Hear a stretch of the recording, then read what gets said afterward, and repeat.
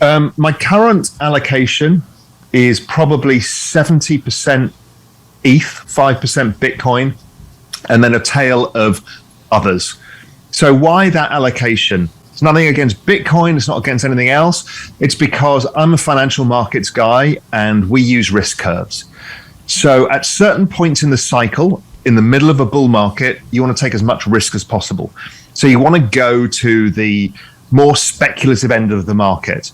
So firstly, I isolated the fact that I thought Ethereum was going to see further flows. It's early in its adoption cycle, and that will probably drive prices further than Bitcoin, and that seems to be playing out.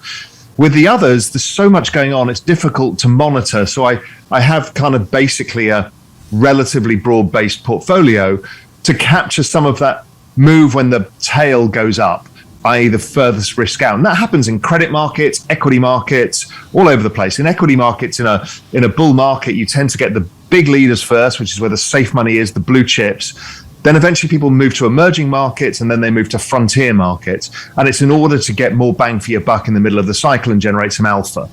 So it's not a comment per se on my relative view on the success of protocols or something like Bitcoin. It's nothing to do with that. It's about how do I make money out of this crypto investment whilst maintaining my level of interest in the overall crypto world. And so that's where I am now. Where would it be in a year's time? Maybe it's much more Bitcoin again. So it's an asset allocation strategy to try and enhance rewards. Yes, I will move down the risk curve back to the safer assets where I think there's less volatility. You can use some yield from stable coins or staking or whatever to lower your volatility.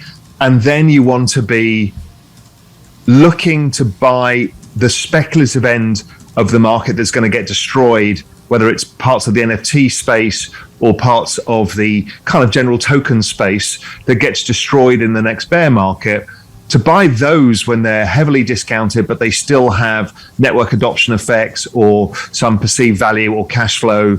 That becomes really interesting because then you can start allocating in the middle of a bear market into the riskier assets to buy them super cheap. Is your allocation weighted correctly for you to reduce the volatility a bit so you can sleep at night in the bad times and get a bit of extra outperformance in the good times?